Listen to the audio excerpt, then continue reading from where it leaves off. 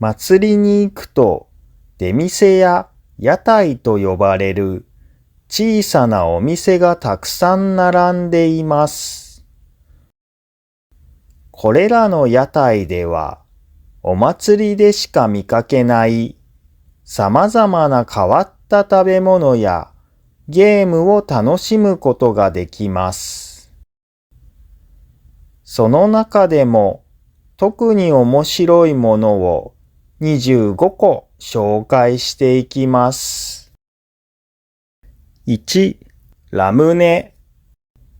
ラムネは変わった形の瓶やペットボトルに入れられたソーダ味の炭酸飲料です。ラムネを買うと、まず開け方がわからないと思います。瓶の口にビー玉という丸いガラス玉で線がされていますので、付属の蓋を使ってこの線を開けます。手のひらを使って蓋を力強く押し込むことで、このビー玉がポンという音とともに外れ、炭酸の泡がぶわっと吹き出してきます。泡が飛び散らないように、蓋でそのまま瓶の口を押さえたり、急いで口に持っていきます。また、瓶を勢いよく傾けて飲もうとすると、ビー玉が瓶の口に戻ってきて、中の炭酸ジュースが出てこなくなります。なので、ビー玉が戻ってこないように、あまり傾けすぎないようにして飲む必要があります。これがゲームのようで面白いので、ラムネは祭りの飲み物としてとても人気があります。飲み終わった後は瓶の蓋を開けるとこのビー玉を取り出すことができます。子供たちは瓶を家に持ち帰り、この蓋を開けてビー玉を取り出そうとします。しかし、蓋がとても硬いので、なかなか自分では開けることができません。そこで、力のあるお父さんが頑張って開けます。お父さんがいないときは、ゴム手袋をして蓋を回すことで、力が弱い子供や女性でも開けることができます。子供たちは取り出したビー玉を転がしたり、ビリヤードのように弾いて楽しむことができます。大人もビー玉を取り出して、金魚の水槽などの飾り付けとして使ったりもします。2、たこ焼き。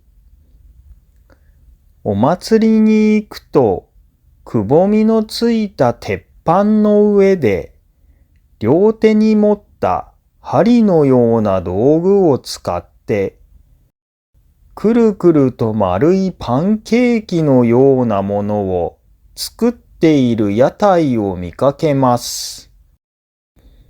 これはたこ焼きといい、大阪の丸い玉の形をした食べ物です。中にはタコを切ったものが入っています。どうやって作るのかというと、まずくぼみのついた鉄板に生地を入れます。生地とは小麦粉と水を混ぜたものです。この生地にはネギと紅生姜が入っており、魚の出汁で味付けされています。そこにタコのぶつ切りを一つずつ入れていきます。生地が固まってきたら、2本の千枚通しという道具を使って、生地をくるくると回し、丸い形にしていきます。焼き上がったら、たこ焼きソースやマヨネーズ、青のり、鰹節などを振りかけます。たこ焼きソースは甘辛い味がするソースです。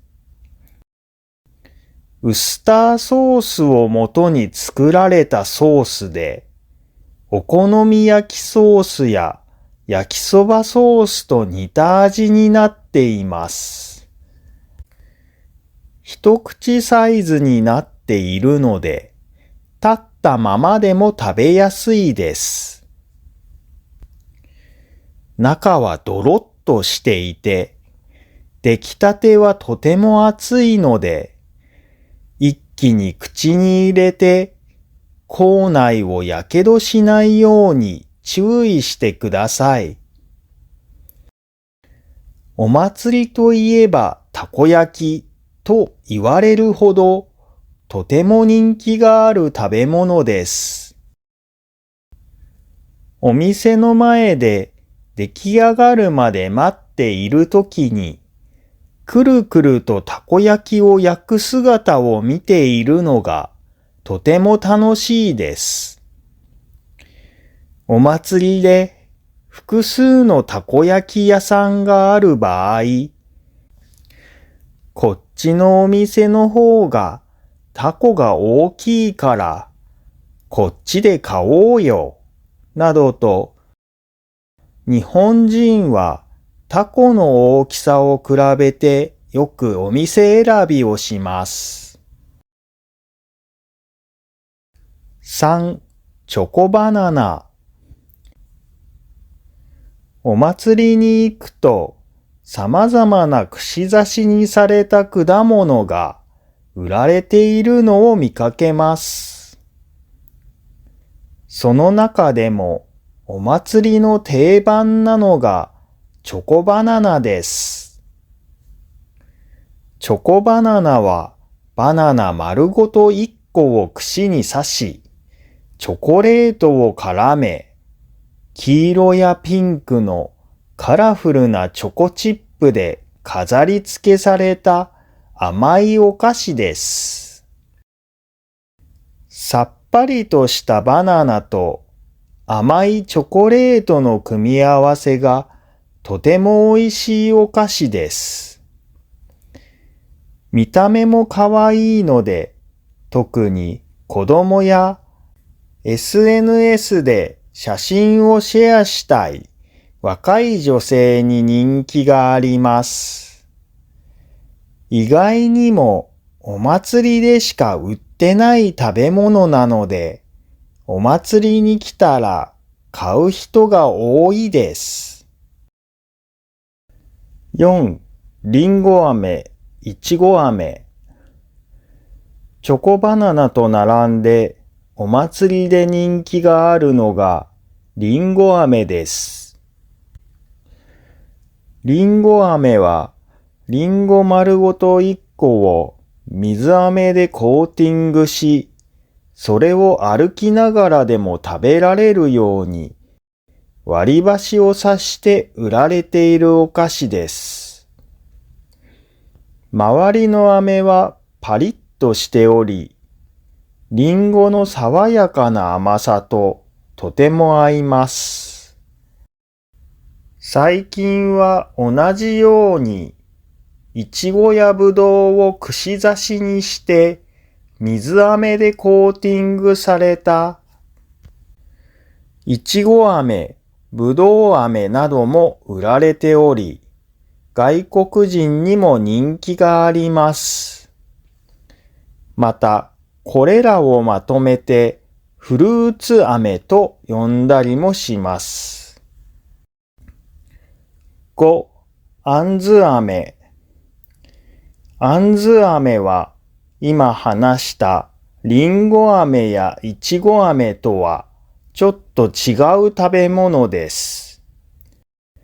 あんず飴はシロップ漬けされたあんず、みかん、桃、さくらんぼなどのフルーツを柔らかい水飴で絡めたお菓子です。りんご飴がパリッとしているのに対し、あんず飴はトロトロしており、口の中でとろける食感を楽しめます。あんず飴は柔らかいのでこぼれないように、もなかでできた器に入れられて売られていることが多いです。あんずは果物の名前ですが、あんず以外の果物が使われているものもあんず飴と呼ばれています。これは先ほどのぶどう飴やいちご飴がフルーツ飴とも呼ばれているためです。他のパリッとした飴と名前が同じにならないように、柔らかい飴はあんず飴とすべて呼ばれています。あんず飴の屋台の中には、じゃんけんゲームをやっているお店もあります。屋台の店主とじゃんけんをし、店主に勝つと、おまけとしてもう一つもらえたりします。あんず飴は、少ないお金でも少し甘いものが食べたいときに気軽に買えるのも良い点です。6、わたあめ。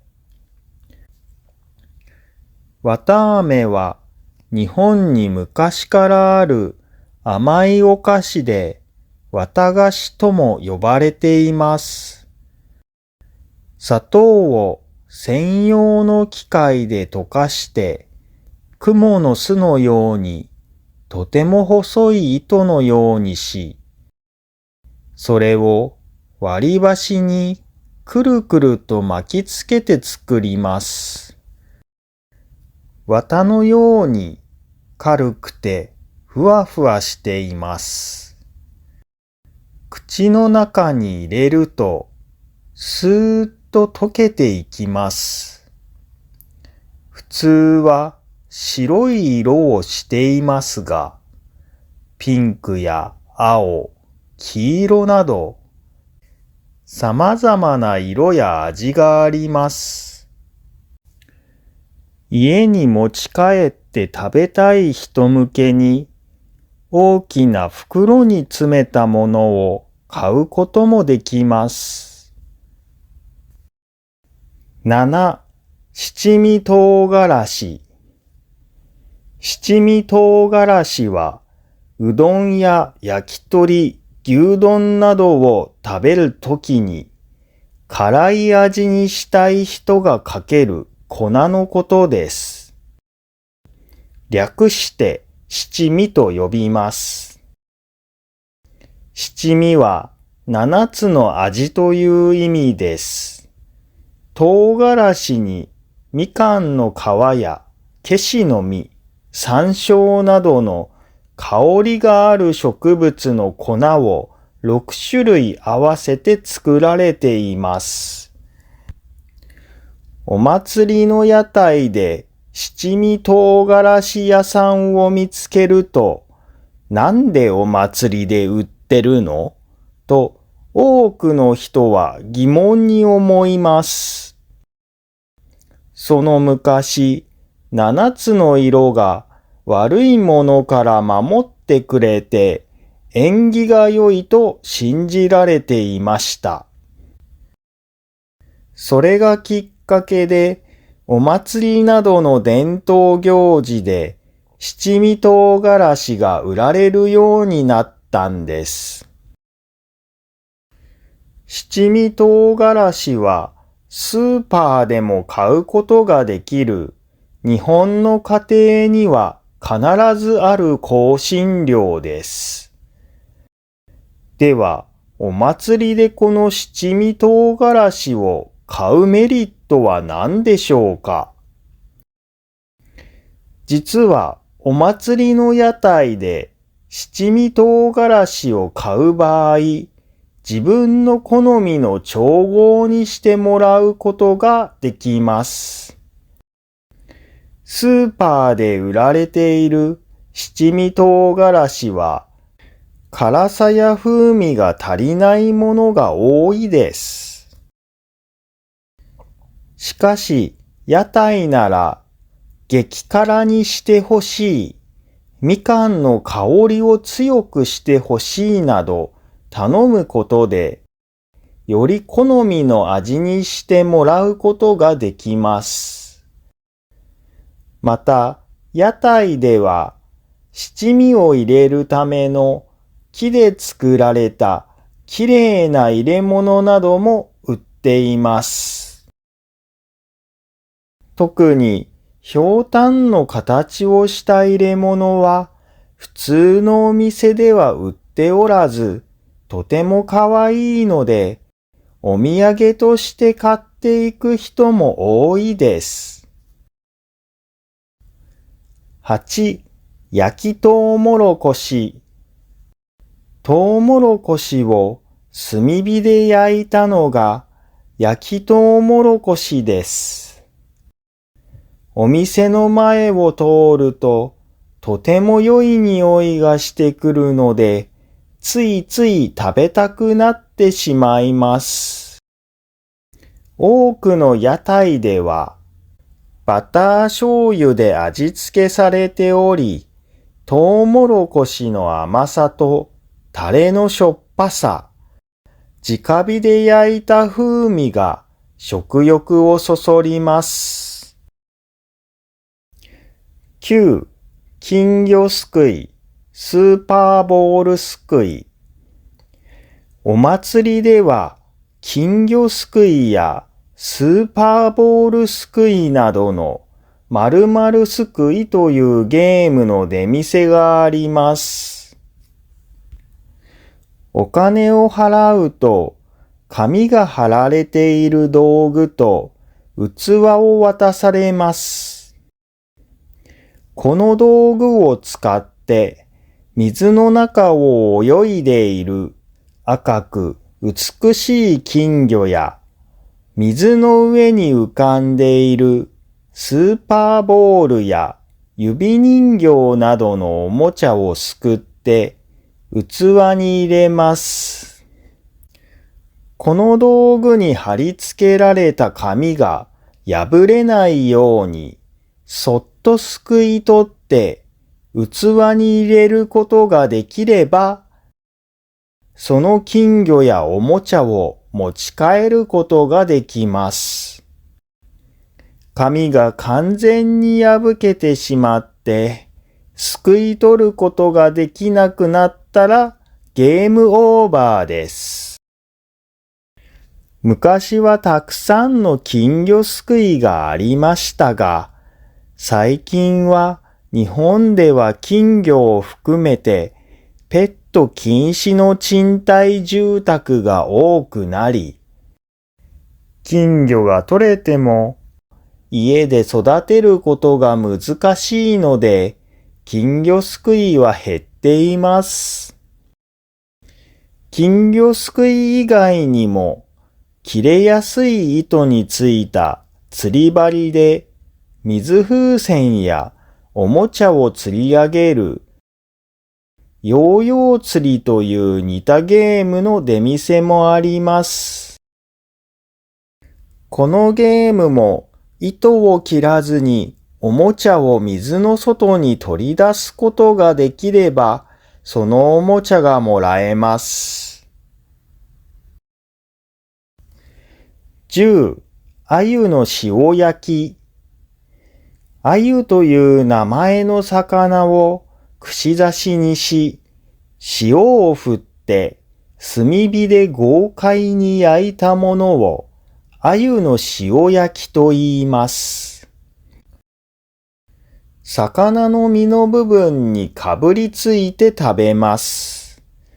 真ん中に大きい骨が入っているので、頭と骨は食べれません。皮目はパリッとしており、身はふっくらとして美味しいです。11、お面。お祭りに行くと、お面屋さんもよく見かけます。子供たちは自分が好きなアニメキャラクターやヒーローのお面を買ってもらい、それを顔につけて楽しみます。アニメキャラクターのお面以外にも、日本の伝統的なお面も売ってます。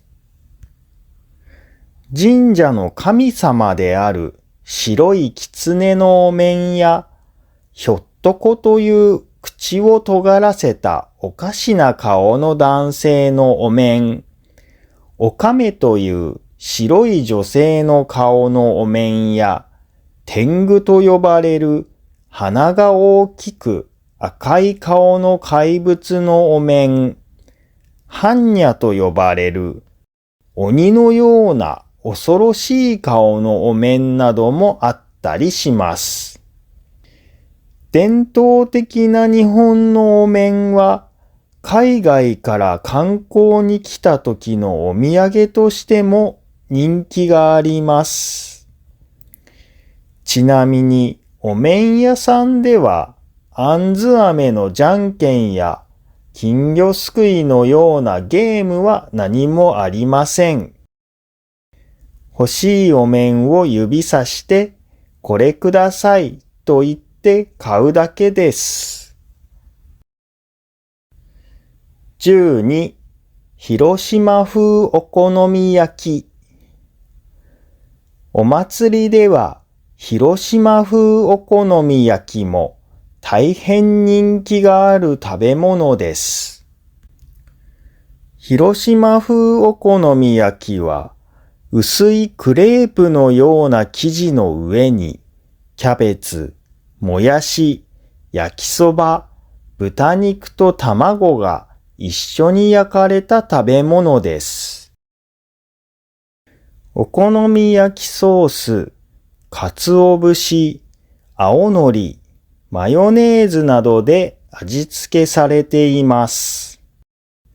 最初に紹介したたこ焼きに似た味です。広島風お好み焼きは焼きそばが挟まっているのでボリュームがあります。お腹が空いていてがっつり食べたいときにとても良いです。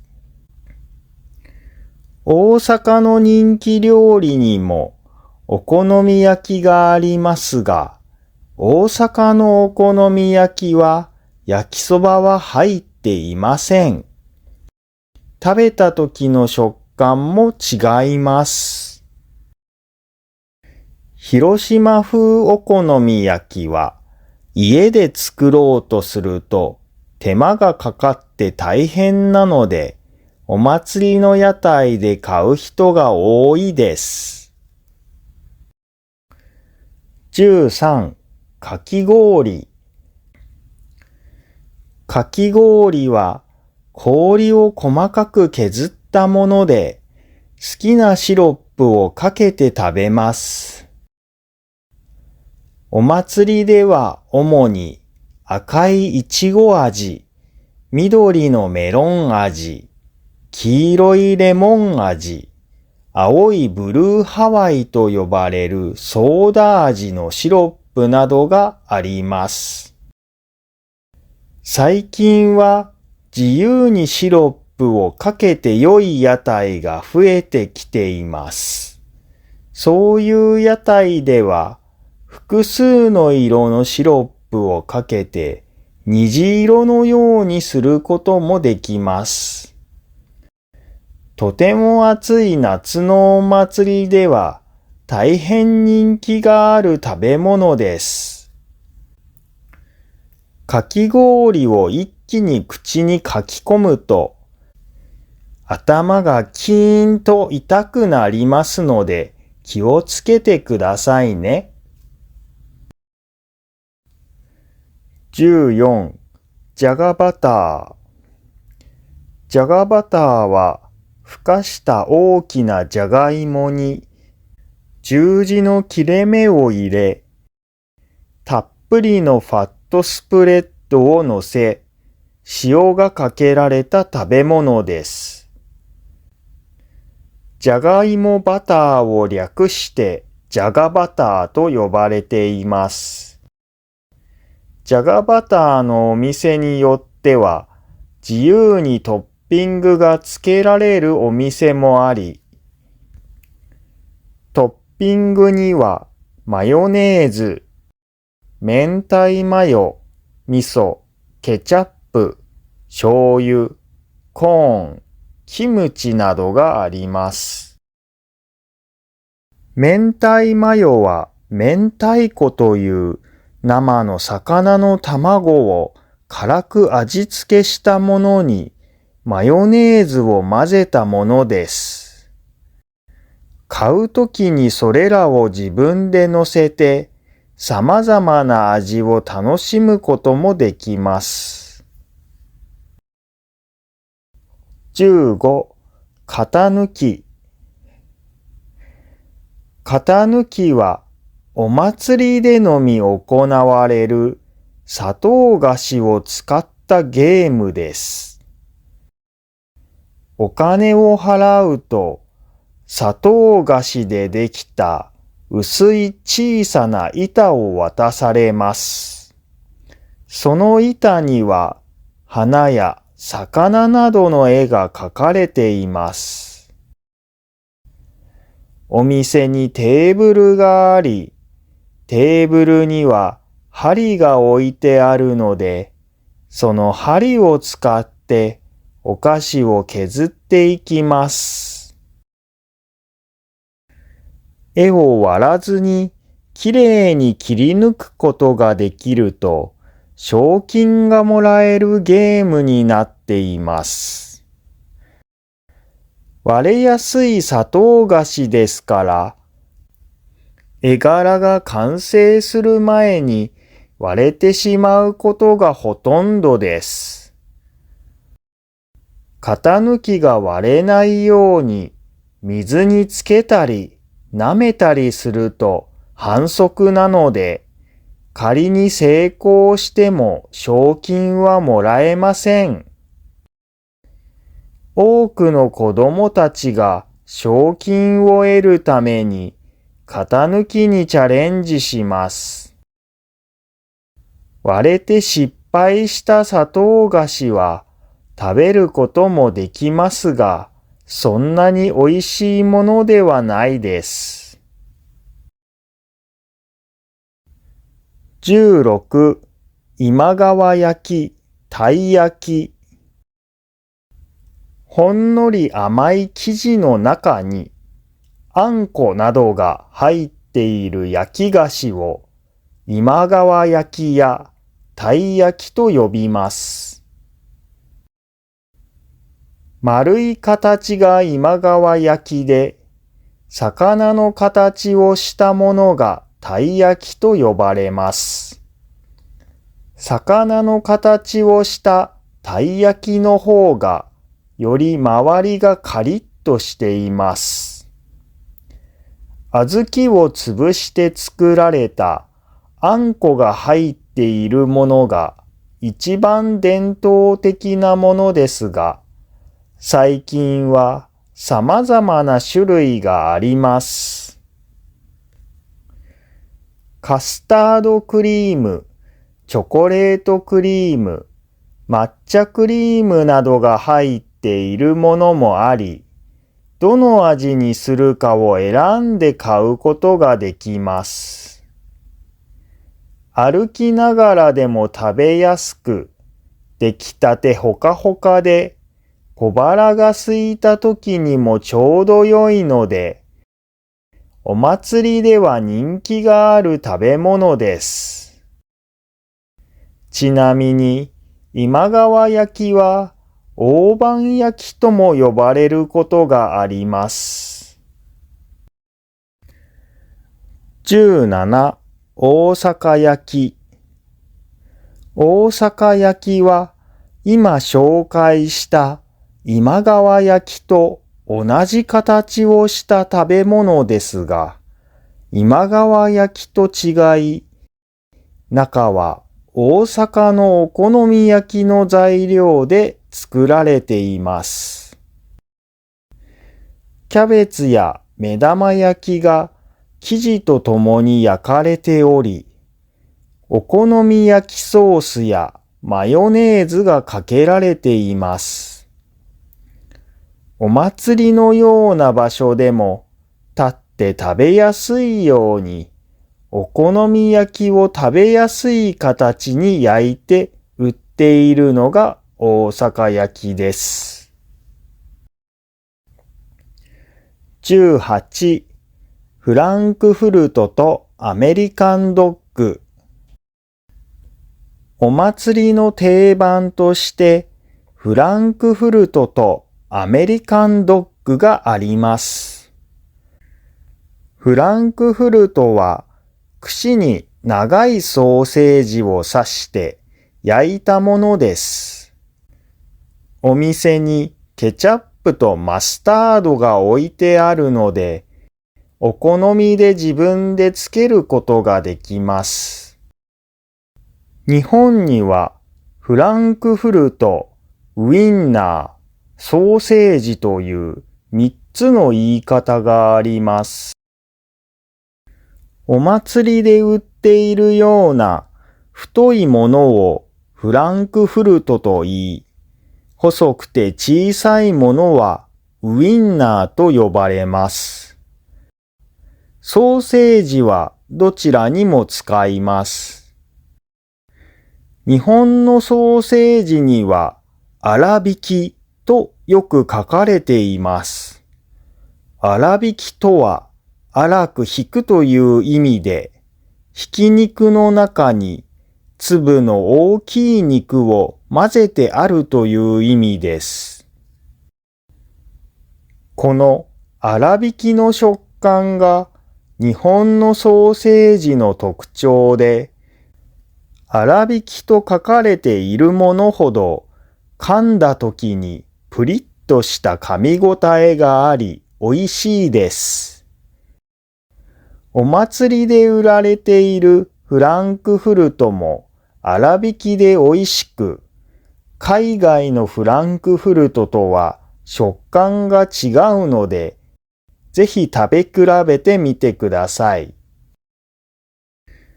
対してアメリカンドッグはフランクフルトにパンケーキ生地をつけて揚げたものです。これも同様にケチャップやマスタードをつけて食べます。逆にアメリカンドッグに使われているソーセージは粗挽きではないことが多いです。アメリカンドッグは日本以外の国で売られているものと味はほとんど変わりません。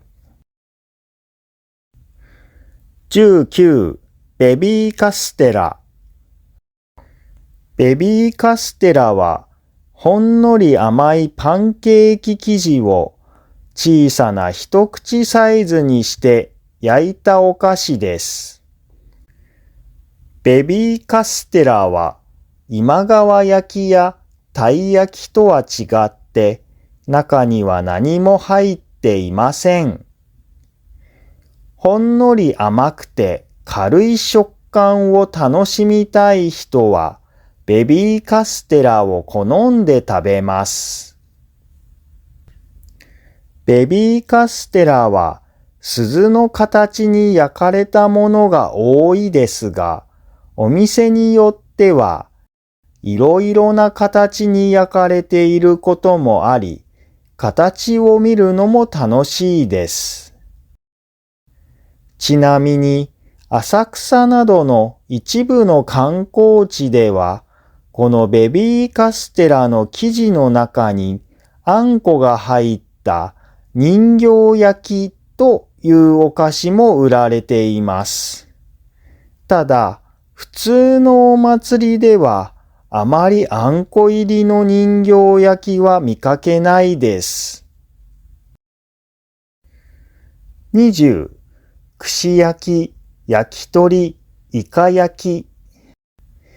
串焼きは肉や野菜などを串に刺して焼いた料理のことです。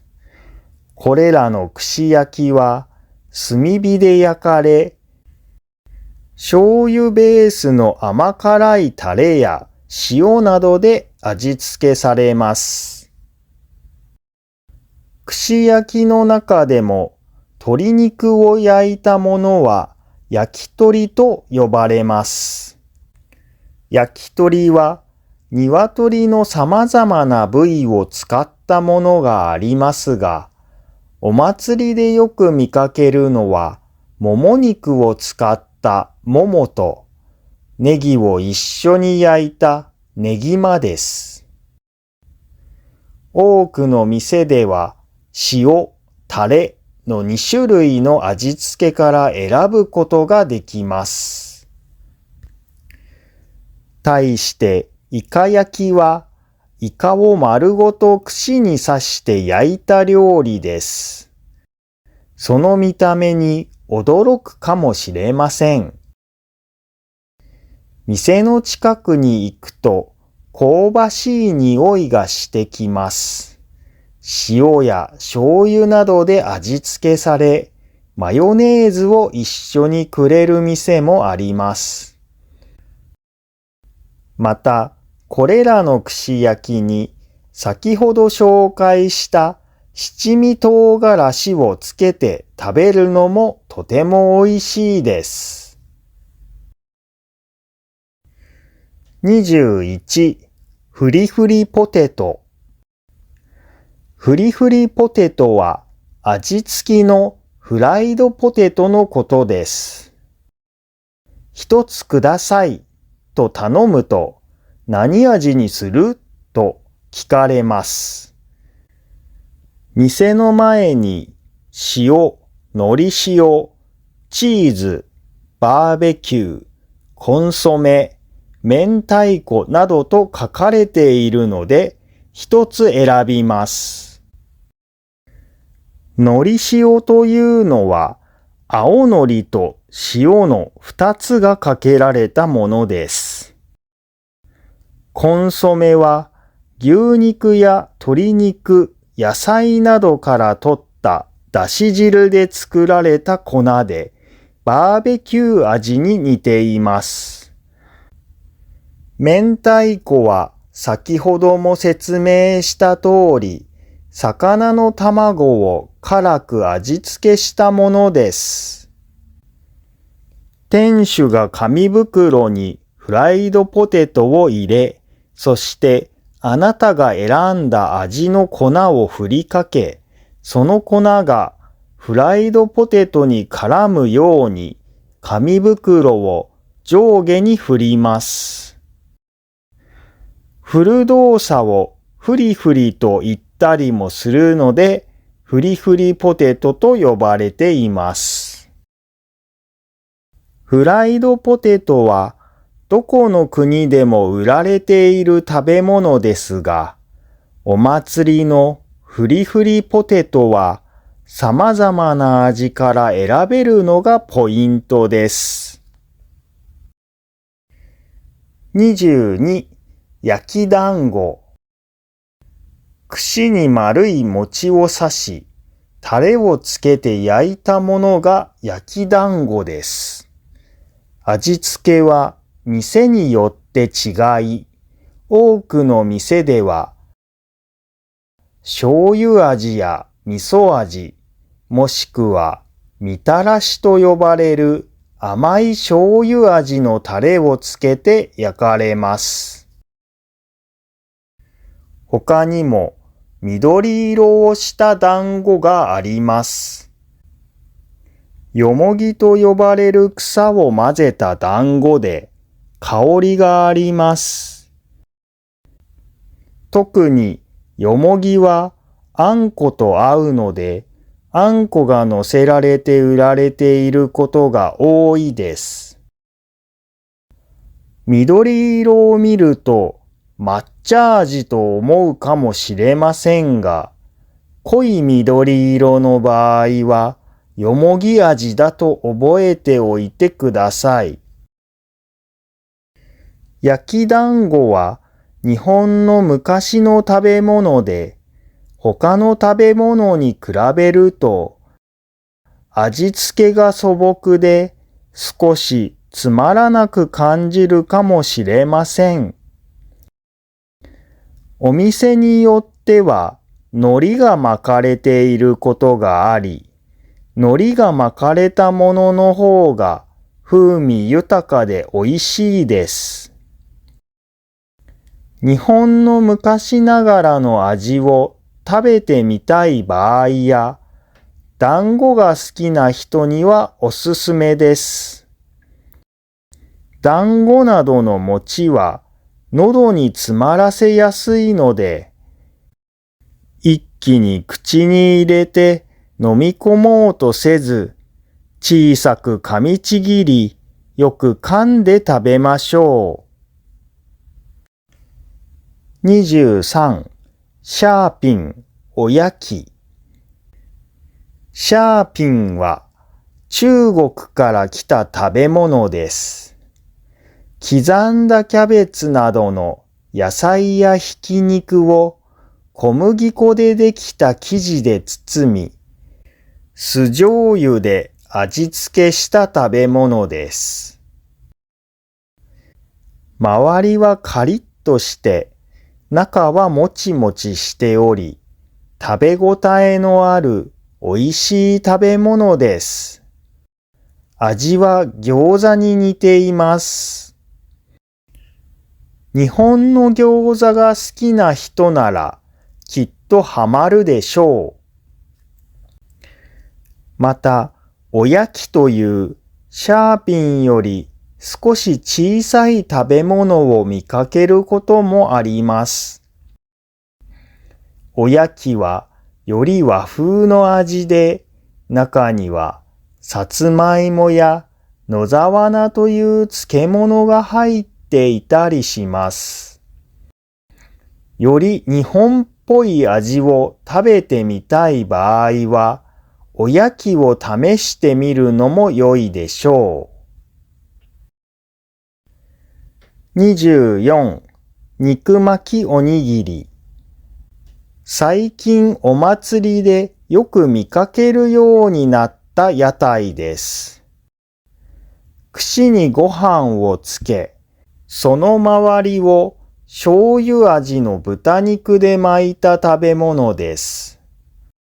ご飯がちょっと祭りで食べたくなった場合は、買いたくなる食べ物です。25. ケバブ。ケバブはトルコの代表的な料理で、あなたの国でもケバブ屋さんは見かけるかもしれません。最近は日本のお祭りでもケバブの屋台が増えました。お祭りではチキンケバブを売ってるお店が多く、ピタと呼ばれるポケットがあるパン生地にキャベツやトマトとともに肉が入っており、マヨネーズとケチャップをベースにしたソースで味付けされています。ボリュームもしっかりあり、どんな人でも楽しめる食べ物と言えます。日本ではケバブの店が家の近くにない人も多いので、お祭りの時によく買います。では、お祭りでの注文の仕方を簡単に解説します。まず、欲しいものを指さして、これ一つくださいと言います。